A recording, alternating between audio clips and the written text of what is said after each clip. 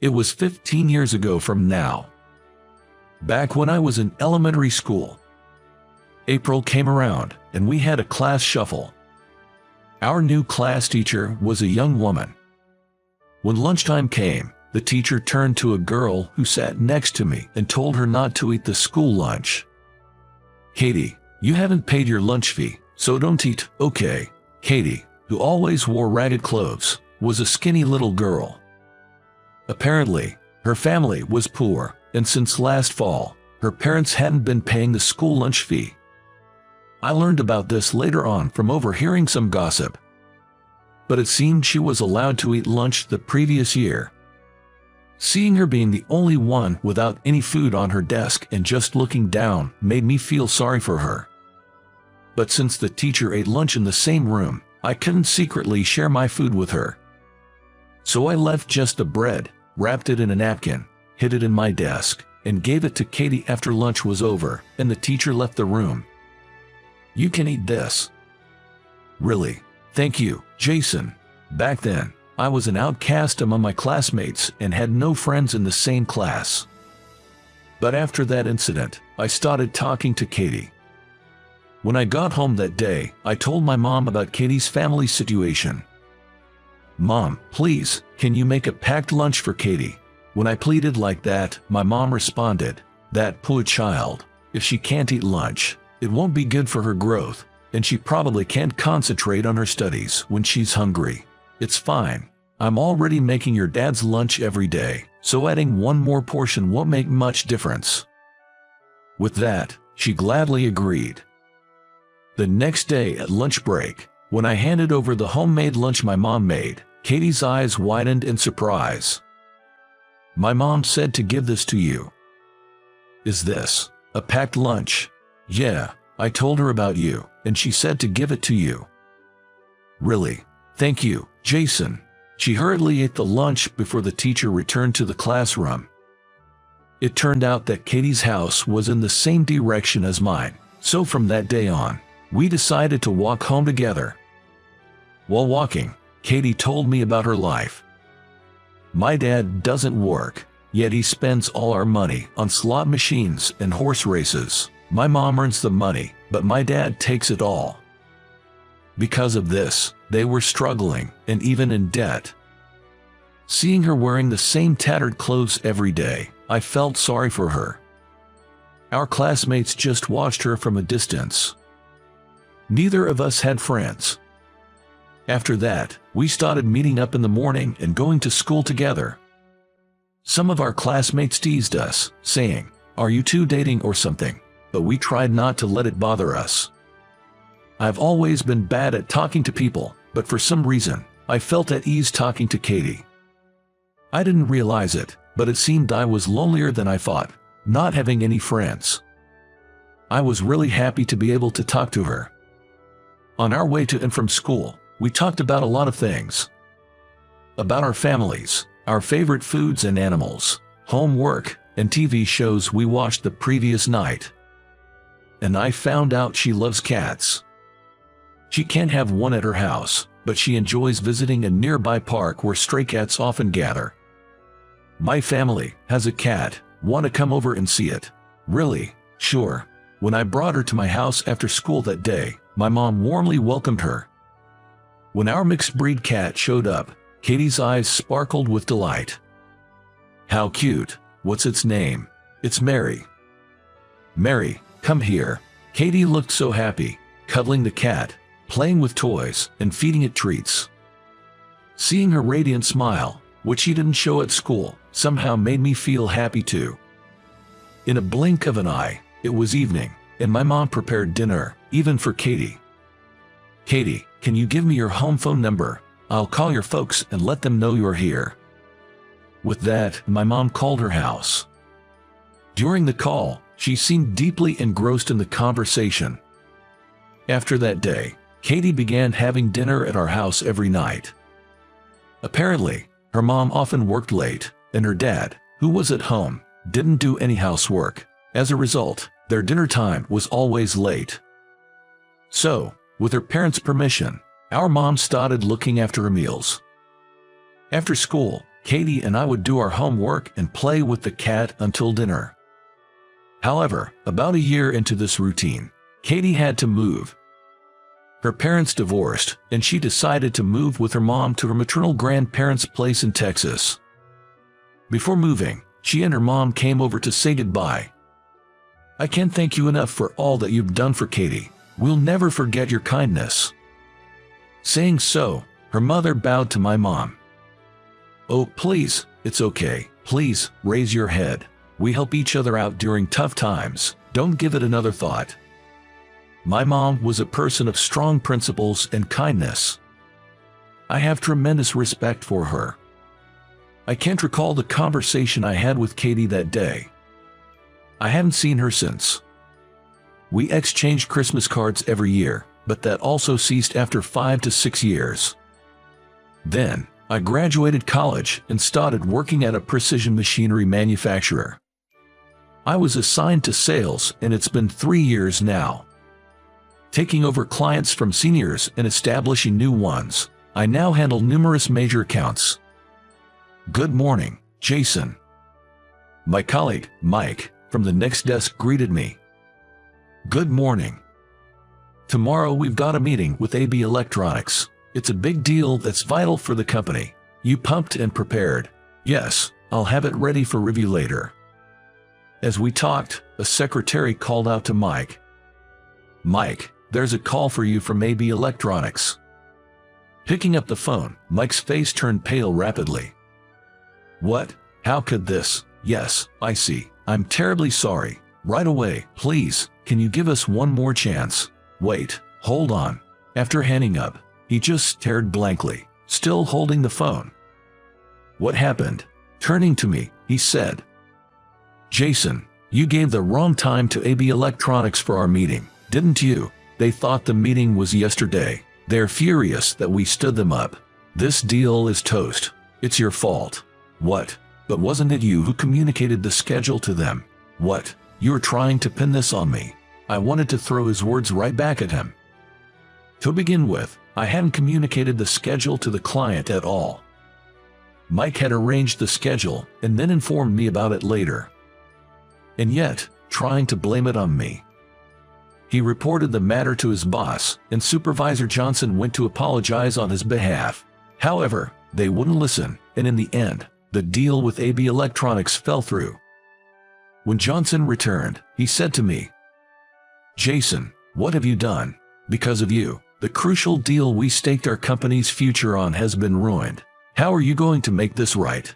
"But sir, it wasn't me who informed them about the schedule. It was Mike." "Enough. No excuses. You've caused harm to the company. Maybe you should consider resigning." That's something Johnson always says when he's angry. "Wait, I really don't want to quit." "Then bring in a contract worth the same amount as the machine we were going to sell to AB Electronics within 3 days, or you are fired." How could I possibly secure such a deal in just 3 days? I was at a loss for words after hearing Johnson's ultimatum. But then, I remembered something. There's a client who's currently considering purchasing the same machine we were planning to sell to AB Electronics. They always try to haggle the price down, constantly negotiating for discounts. I'd almost given up, thinking they had no intention of buying. But now, I had to somehow close the deal with them. I quickly revised the quotation and set an appointment with that client. Upon arriving at their company, a man named Kevin assisted me. "I brought a new quotation today."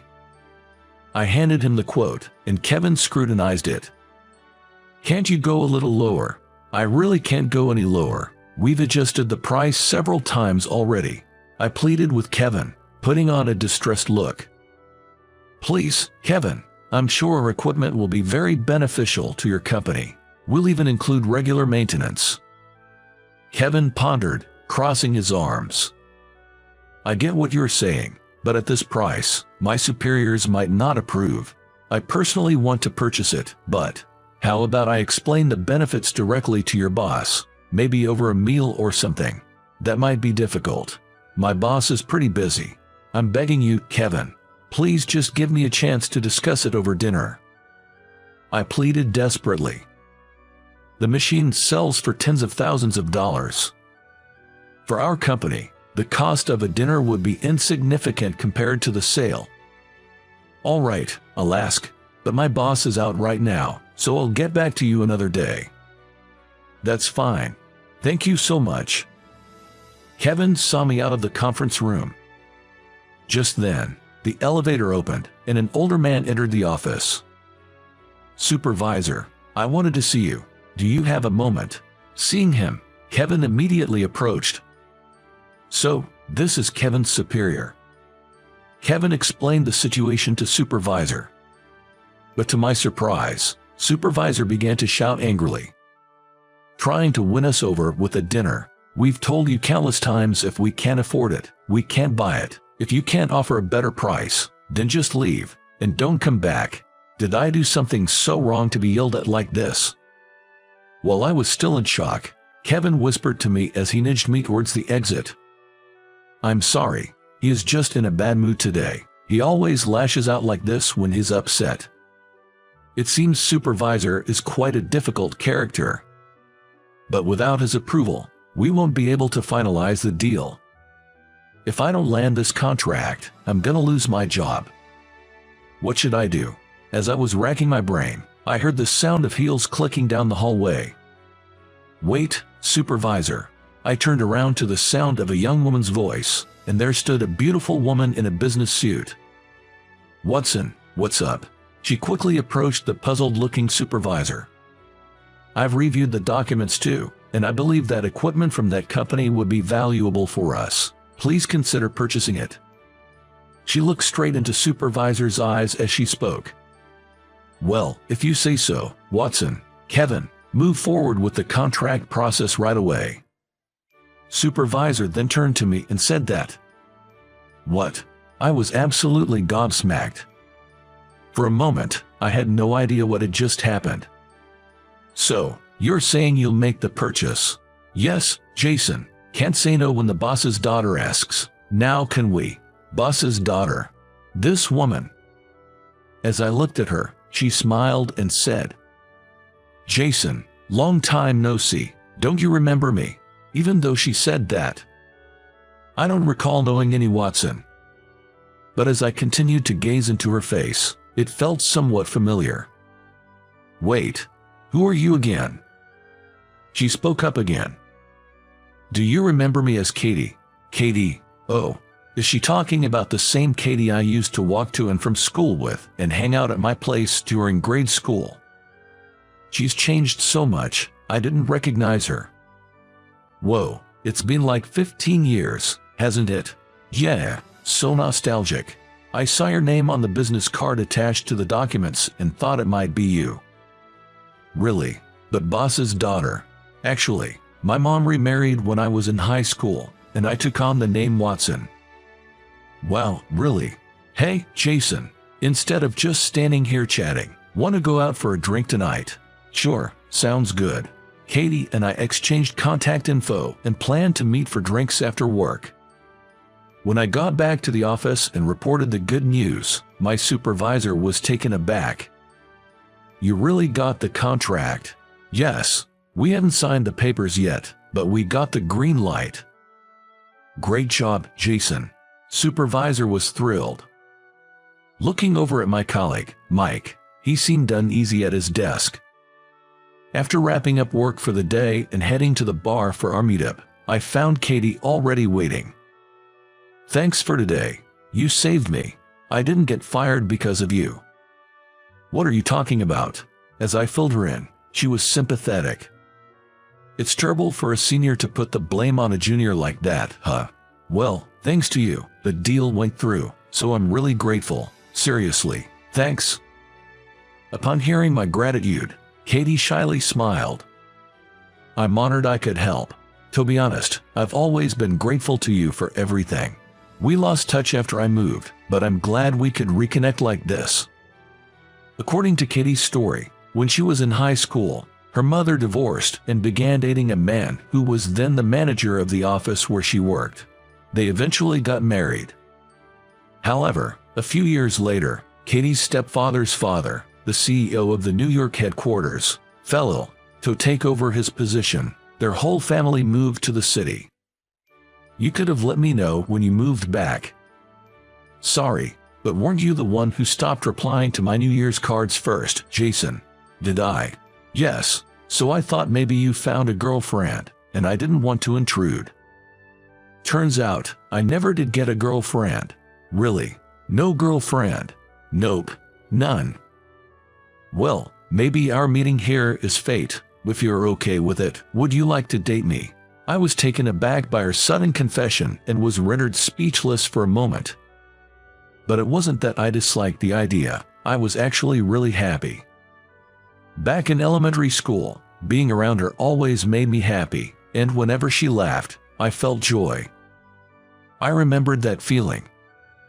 Of course, I'd love to. I extended my right hand to her, and she gently took it. Really, I'm so happy. This is how we started dating. 2 years later, I proposed, and we got married. Mary, dinner's ready. Meow. Seeing her play with our cat, she seemed just like the old times. Katie had faced many challenges growing up, but from now on, I wanted to be by her side